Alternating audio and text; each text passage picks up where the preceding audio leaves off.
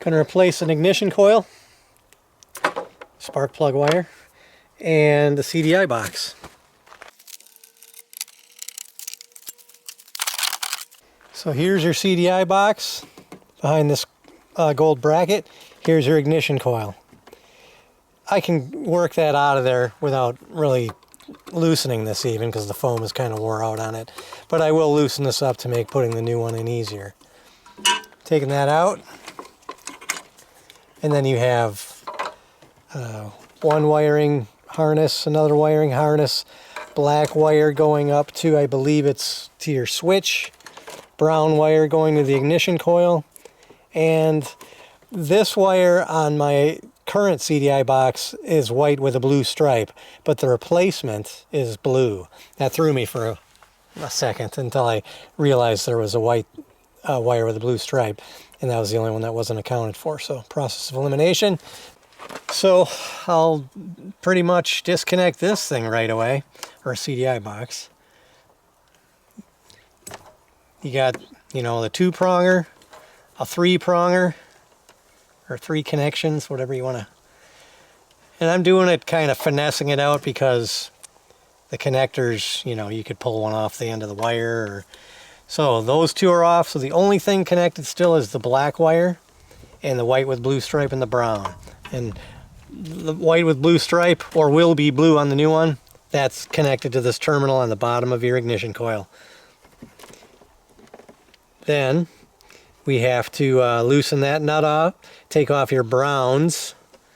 You have 2, one goes over here to this bus bar and goes there, and then it goes off to the side and plugs into another wire, brown to brown to brown. These top ones, I just need to disconnect. I can't, you know, without tracing them and investigating a little further, I can't, you know, rattle off what each function of those is. But I'll just take off the nut and bolt, then this thing is free. It's actually free once I just disconnect that and unplug the black. Then I'll attack the coil there, the ignition coil. See if I can give you a little bit better angle here. The ignition coil, we'll zoom in there if we can. A little bit high. There it is.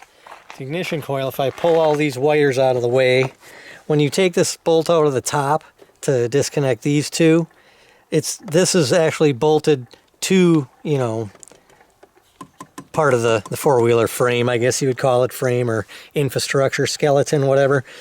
That's how this is held in place.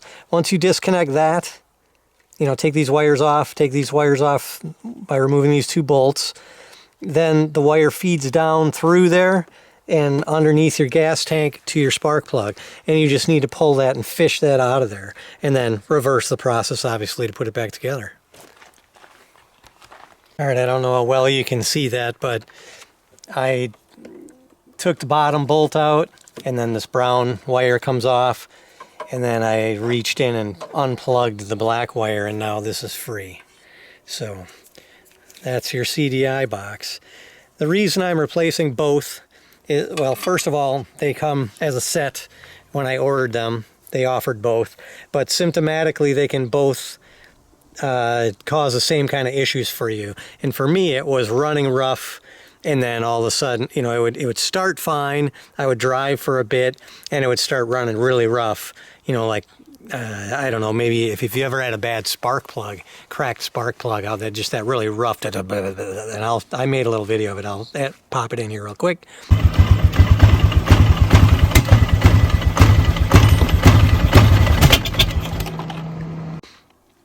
And then it would usually end with a grand finale backfire and die. And then I could not get it started again for a while. It would cool, or the next day it would fire right up, no problem. I could zip up and down, you know, the drive here and stuff, and then it would die and rough start again. So I just, you know, after doing a little research and seeing some of the common problems, one of which is moisture can get in here. These do have a shelf life, or kind of a lifespan. And, you know, I've seen where guys would stick it in the oven at 350, attempting to, or believing that they're drying it out inside. and then it would work just fine for them, but then the problem would repeat itself at any given time. No foreseen time limit on that. It could happen in a week, it could happen in a year. So, you know, other than buying Polaris OEM parts, there's a lot of aftermarket parts, and you got to be careful, of course, and I'm not endorsing any one in particular. I'll share with you what I bought this kit and give you feedback on how it's worked out for me over time in the comments section and stuff. But this and that ignition coil, I'm doing it at the same time. And again, piece of cake. That came out of there so easy. The new one will go in so easy. I just need to take out this top bolt, and that will free this up. And then I can just pull the wire through after disconnecting it from the spark plug, obviously, and then fish the new one down through there. I don't know if it'll be as easy as I'm making that sound. It looks kind of tight in there, but we'll see. And hook it back up and then hope for the best. I had also replaced a voltage regulator on here not too long ago because I had blown a headlight and my battery was not charging. And there are other diagnostic things you can do to zero in on what exactly is doing that. But I had replaced a stator not long ago because there were some symptoms that were consistent with that. And everybody kept saying, oh, it's your stator, oh, it's your stator. And I put that in, and then I went to the Polaris dealer. I was getting a starter for my side-by-side, and I was picking the guy's brain about this, and the guy says, oh, it's not the stator, it's never the stator. And I thought, never? That's kind of a bold statement. But anyways, he suggested the ignition coil. And when I started looking into the ignition coil and to troubleshoot that, and then I was reading in that the symptoms almost mirror each other from what I've seen for the CDI box and the ignition coil. So I saw a set, they came together, and I'm like, well, I'll just do them both while I'm at it. Shouldn't be a big deal. So here we are. Anyways, enough babbling. I'll get through this and let you know how it goes. I'm going to loosen that bolt up, won't put you through that, and then I'll come back when I'm fishing that other one through. So I fished that out of there. I'm going to have to be a little more careful putting the new one in because when I was pulling this out, that happened. And I don't know if I destroyed it or what, but hopefully the new one's good. But I am suspicious of this. If you look, there's quite a bit of corrosion on here. You know, this is the top, and that was pretty, rusty, crusty. And then you look at the bottom, and that's really rusty, crusty, and who knows if any moisture got inside there and did any damage. But I got to figure out how to fish that big red end through there. We'll see it when I figure it out. I'll share that with you. So I fed it in through here initially, where it rests and mounts through that first hole, because you have to, because this, where the wire's coming out of the back of the unit, it needs clearance. You can't, get creative and put it at an angle and have the wire run down out front, which I thought about doing, but you have both of those bolts on there, that go through here and here. That's what mounts it to the skeleton of the framework. So you don't want to do that. So I fished it down through enough, kept forcing it with my fingers, very gingerly. The red end is pretty flexible. It's like silicone, but you got to be careful. Don't pull that wire off there. So now that's in there, and I'll mount that in, putting these bolts back in, the brown wire on, and then we'll put the CDI box on and hook up the spark plug and hope for the best. I realize some of this visually might be a bit challenging, but as long as you see, the parts that I'm dealing with here and where they are, and I have confidence you'll be able to sort out your wiring situation. Just kind of take it step by step. If you have any concerns, take pictures. It's always good to refer back to that.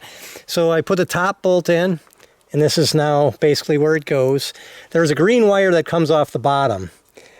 On the other unit that I took out, it has this on there, and that's it. And this green wire little bracket fits perfectly on there and lines up with the hole. I'm going to double check before I fire it up, but I'm pretty confident that that's where that goes. But at this, I know it sounds confident, huh? At this point, in order to hook up the brown wires, now I'm going to put that on there, and I have to grab my new CDI box and get the brown wire. I don't know about this heat shrink deal on here. if that's going to cause me any issues, but if it does, we'll cut it off because there isn't one on the other one. And we'll put on the brown wires now, and then we'll go from there. We'll rebuild from there. So we got, you know, the one already there. That's actually, I believe, from the stator. That brown one, there's a, let me show you real quick. There's this brown one coming up from the stator harness, one going to the ignition coil, and then one going to the bus bar. So we're taking the two browns, put that green wire on there already, that kind of bracket on there. It fits too perfect to not go there. I'm pretty confident that's where it goes. I don't know why they just didn't integrate it into the system, you know, kind of like the other one, but...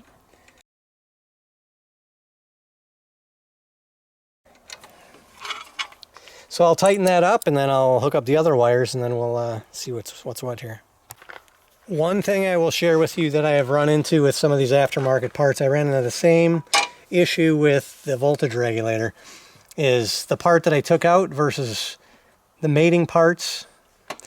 The size of these, you know, your male and female, there's some incompatibilities.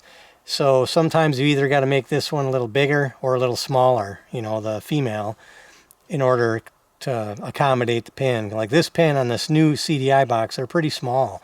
So I've crimped that a little bit. I push the wires through this rubber deal, you know, get some slack, free it up so don't pull on this end because you're going to potentially pull that end off, then you got to resolder it.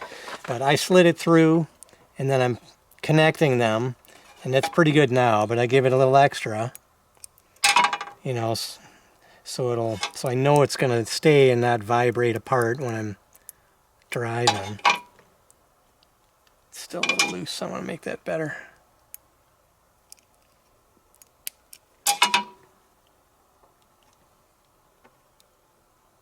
And then once you get those how you like them, you know, then put it together like you would.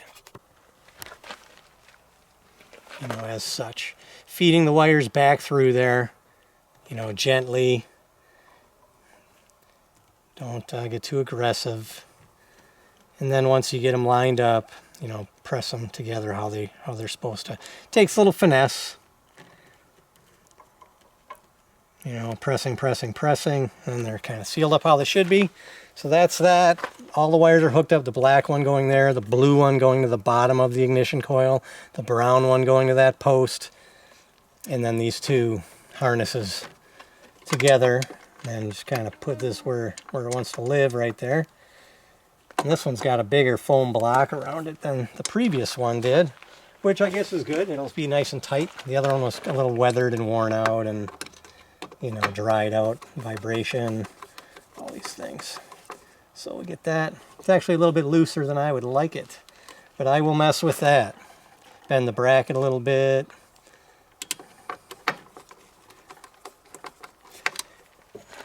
And then, you know, if I got to stuff a piece of cardboard or scrap piece of foam or rubber in there, I will. That's pretty good now, actually. So, that's that. I know the visual in there is a bit much to be looking at on a screen, but what we did, again, is we took out the CDI box, which is here, brown wire, black wire, two harnesses, you know, that post coming off, and the blue. It was white and with a blue stripe on the one I took out, to the bottom of your ignition coil. That's free. Take it out. Take out the top post and disconnect those brown wires. Then this ignition coil is free. Unplug your spark plug wire, pull it through. If you're replacing it, you can make it easy on yourself and just pull that red end off and fish it out of there. Then getting the new one in was a bit of a task. You know, you got to be careful you don't damage it. I was able to kind of finesse and, I guess, basically jam it through there without doing any damage as far as I can tell. We'll find out here shortly. And hook your plug wire back onto your plug, and you should be good to go. And I won't know until I do a little bit of riding.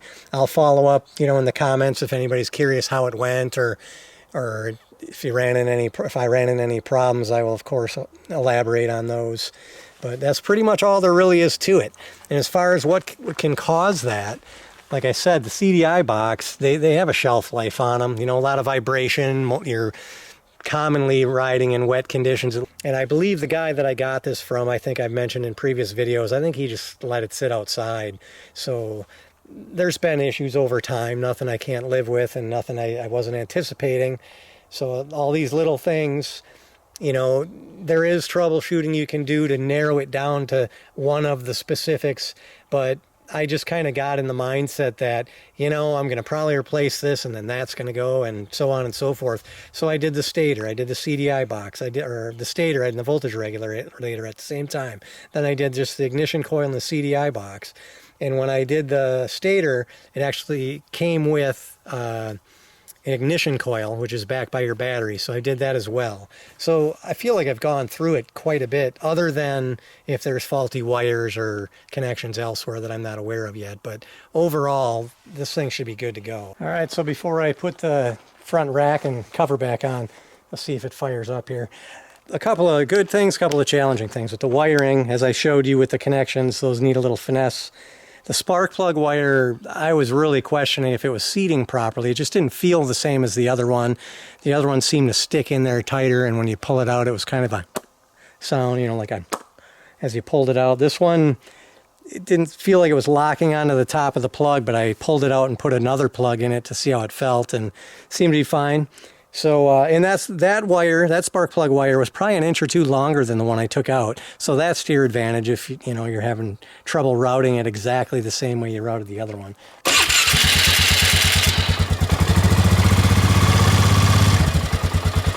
I can't say I'm disappointed with that. That's a good deal.